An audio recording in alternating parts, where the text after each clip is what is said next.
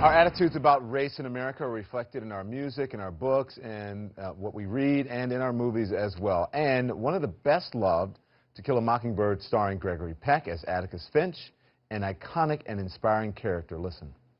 You never really understand a person until you consider things from his point of view. Sir?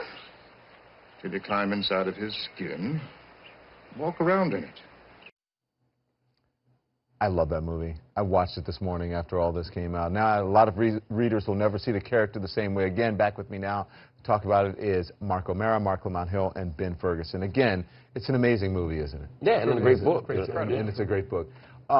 It's called, the new book is called Go Get a Watchman. Go Set a Watchman, excuse me. So Atticus Finch is portrayed not as a crusader for justice, but as a racist who attended a KKK meeting. Why do you think people are having such strong reactions to this, Mark O'Mara? Well, first of all, I think this Atticus Finch is the original and true Atticus Finch. Quite honestly, I think the Mockingbird book was sort of sanitized back in the 60s when they told Harper Lee to redo it 4 or 5 times over a 2-year period, because I don't think the Atticus Finch that we're now finding out exists would have been as accepted back then in the 60s. But quite honestly, this, to me, Watchmen shows the Atticus Finch that I think truly would have existed. Very complex, growing up in the 30s, and the 40s, and the 50s in the South.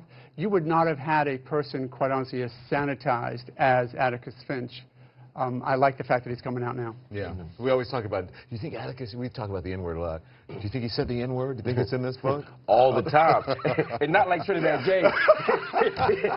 he was throwback N-word. You know what I mean?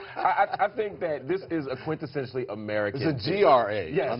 There's a G-R-A-S. Yes, yeah. all them letters. This is a quintessentially American thing, right? Yeah. Suddenly we have this white liberal crusader that turns out to be racist underneath, right? I mean, this is such an American story. Yeah. And it's a fascinating one. People are sad because they're invested in the idea that that we can be changed, that we can be better, and that white people can crusade for justice for black people. And I think that's true.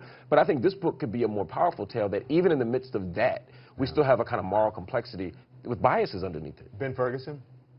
Look, I think the first book was one that inspired people to try to become a better version of themselves and to inspire to help others and to do great things. So when you see this, it's kind of like a letdown. It's like finding out that someone that you looked up to is a fraud and a phony. And I also think that this book could be as influential to people talking about race, hopefully in a real blunt way in high school and college classes, and maybe it will have the same type of open dialogue and discussion. It's going to be a lot more blunt. It's going to be completely different, but it can be used for good. Yeah. I don't think it was a fraud. I think it's just more complex than Mockingbird showed. Well, and I agree very much with Ben. I really think that now, today, as opposed to even 10, 15 years ago, this is going to allow us to continue the conversations we talked about 5 or 10 minutes ago, because now we're getting into it and we can't ignore it. But see, nobody's going to read this book. I mean, I think people are going to read it. No, I'm talking about in terms of classrooms.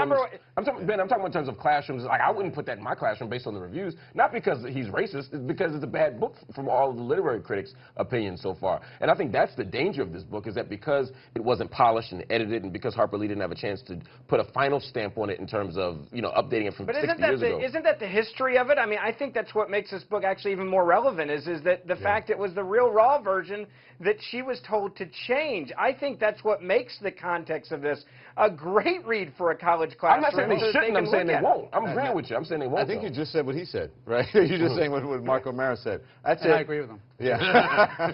Thank you, guys. We'll be